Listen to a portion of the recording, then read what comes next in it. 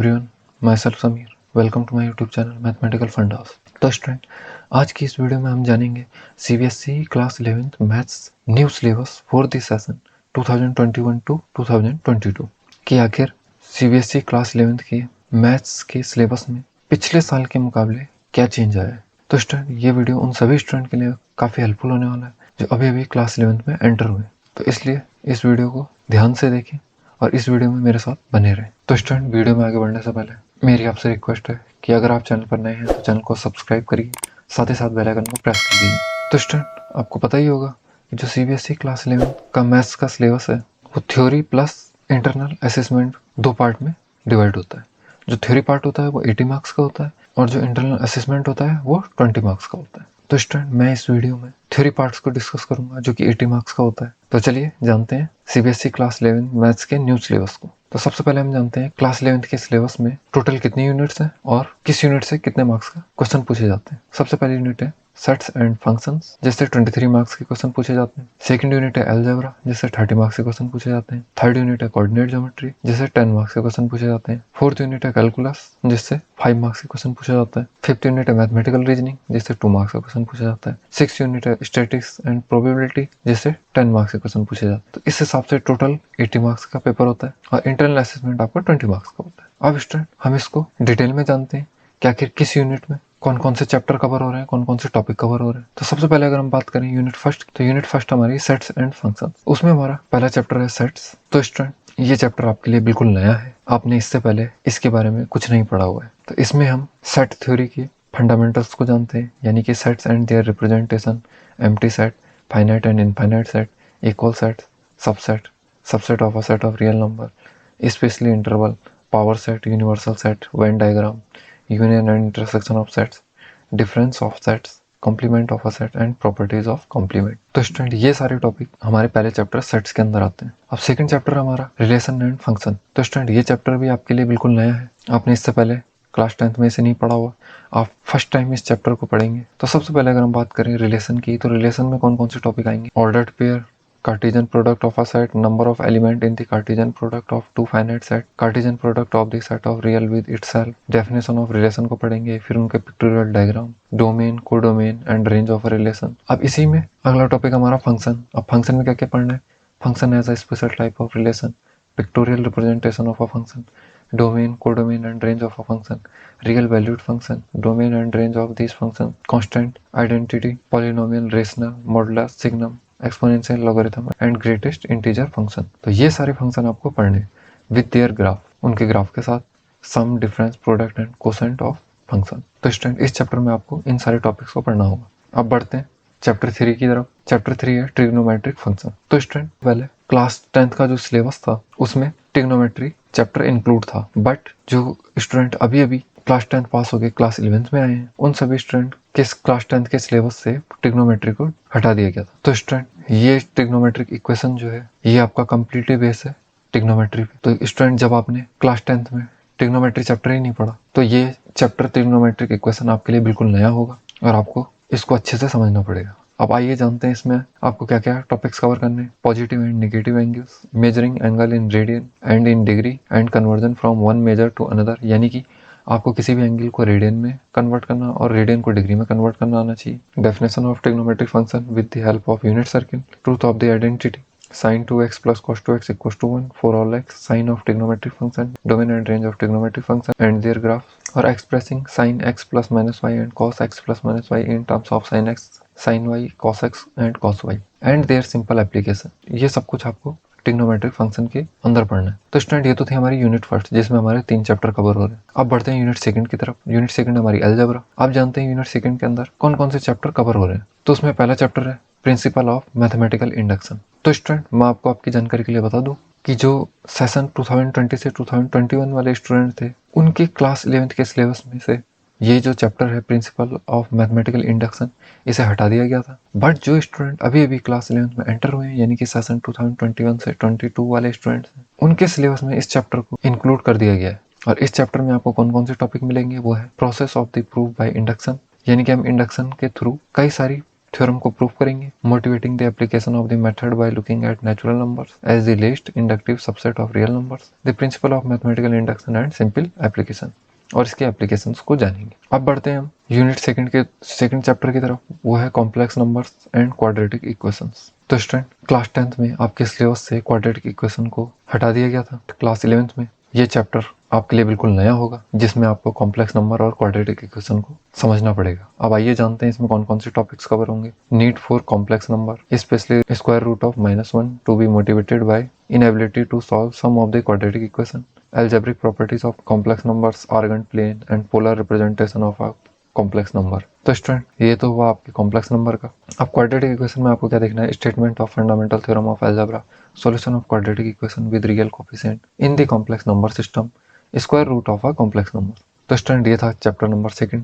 अब बढ़ते हैं चैप्टर 3 की तरफ, लीनियर इनइक्वालिटीज। तो स्टूडेंट ये वाला चैप्टर भी आपके लिए बिल्कुल नया होगा, जिसमें आपको इनइक्वालिटीज को सॉल्व करना होगा। इस चैप्टर में देखते हैं आपके कौन कौन से टॉपिक्स कवर होंगे। फर्स्ट टॉपिक है linear inequalities, algebraic solution of a linear inequalities in one variable and their representation on the number, the graphical solution of linear inequalities in two variables, graphical method of finding a solution of system of linear inequalities in two variables। तो student ये सारे topics आपके chapter 3 में cover up होंगे। अब बढ़ते हैं हम अपने चैप्टर नंबर 4 की तरफ। तो चैप्टर नंबर 4 है हमारा परमुटेशन एंड कॉम्बिनेशन। तो स्टूडेंट ये चैप्टर भी आपके लिए बिल्कुल नया होने वाला है। इस चैप्टर में आप क्या क्या टॉपिक्स पढ़ेंगे, आइए जानते हैं। फर्स्ट टॉपिक है fundamental principle of counting, factorial and permutation and combination, derivation of formula for nPr and nCr and their connections और सिंपल एप्लीकेशन। तो स्टूडेंट ये सारे टॉपिक्स आपको पढ़ने होंगे चैप्टर नंबर 4 में। अब बढ़ते हैं हम अपने चैप्टर नंबर 5 की तरफ, वो है बाइनोमियल थ्योरम। तो स्टूडेंट ये चैप्टर भी आपके लिए बिल्कुल नया होगा। इससे पहले आपने क्लास 10th में इस चैप्टर को नहीं पढ़ा होगा। तो स्टूडेंट सीबीएसई ने सेशन 2020 से 2021 वाले जो स्टूडेंट थे, उनके क्लास 11th के सिलेबस से इस चैप्टर को हटा दिया था।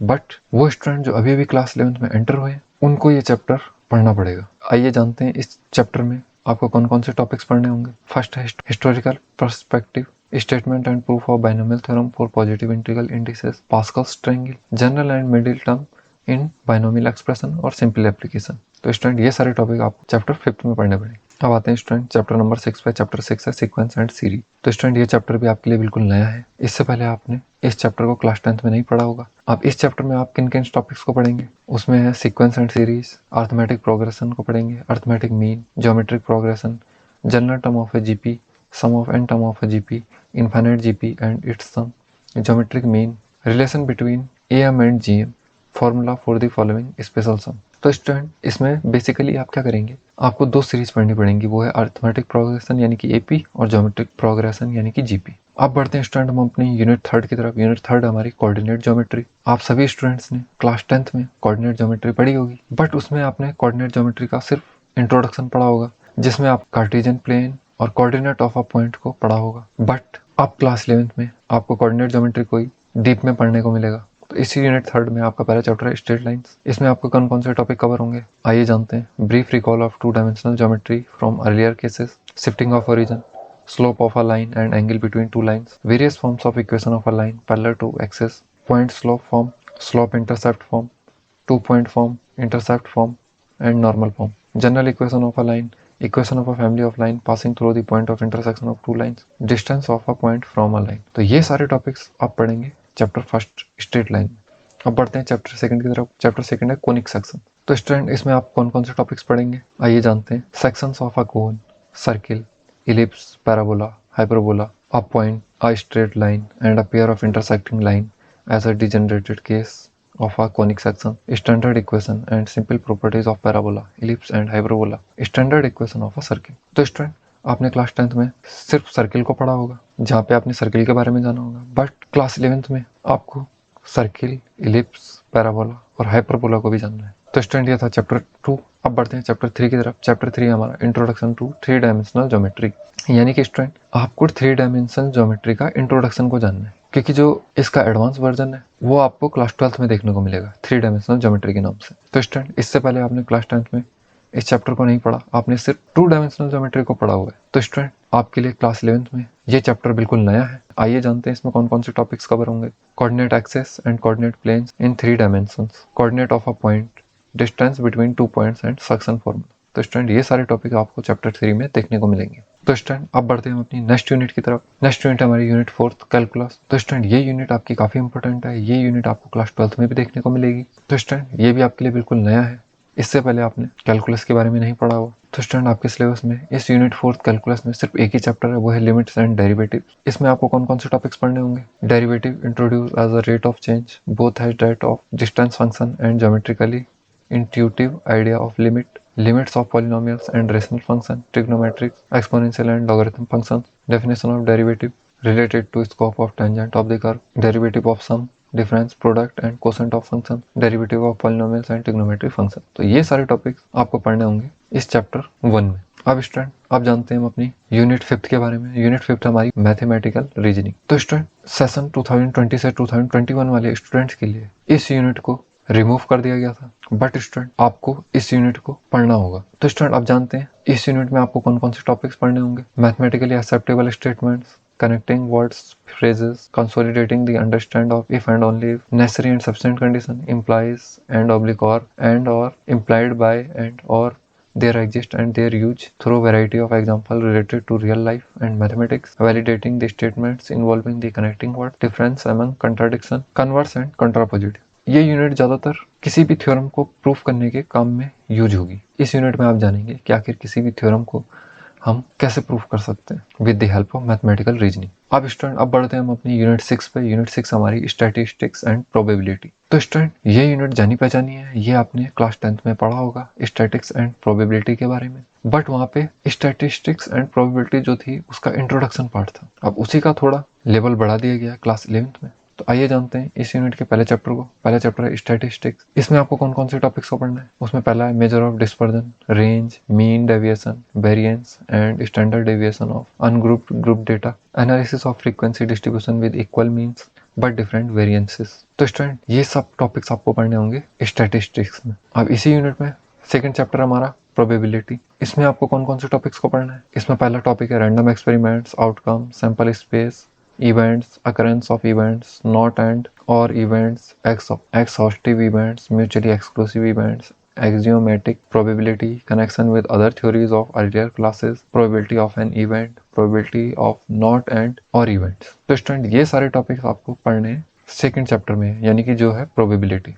तो स्टूडेंट ये था आपका कंप्लीट क्लास 11th का सिलेबस। तो स्टूडेंट इस वीडियो में हमने जाना क्लास 11th मैथ्स के कंप्लीट यूनिट्स को और उनके चैप्टर्स को और उनके टॉपिक्स को। और स्टूडेंट मैं अपने इस चैनल पर class 11th, 12th, BSc and competitive exam की मैथ्स से रिलेटेड टिप्स एंड ट्रिक्स को डिस्कस करता रहता हूँ। तो स्टूडेंट सीबीएसई ने क्लास 11th के एग्जामिनेशन पैटर्न को भी चेंज कर दिया है। इसका वीडियो मैं अपने चैनल पर ऑलरेडी अपलोड कर चुका हूँ, जिसका लिंक आपको वीडियो के डिस्क्रिप्शन में मिल जाएगा, जहाँ से जाकर आप उस वीडियोस को देख सकते हैं। तो स्टूडेंट अगर आपको वीडियो अच्छा लगा हो तो वीडियो को लाइक करें, साथ ही साथ ऐसी और सारी वीडियोस देखने के लिए चैनल को सब्सक्राइब करिए, साथ ही साथ बेल आइकन को प्रेस कर लीजिए। और अगर आपकी मैथ्स से रिलेटेड कोई भी क्वेरी है तो मुझे कमेंट बॉक्स में बताएं, और आप मुझे मेरे सोशल मीडिया हैंडल्स पर भी फॉलो कर सकते हैं। तो मिलते हैं आपसे अगली वीडियो में, तब तक के लिए थैंक्स फॉर वॉचिंग।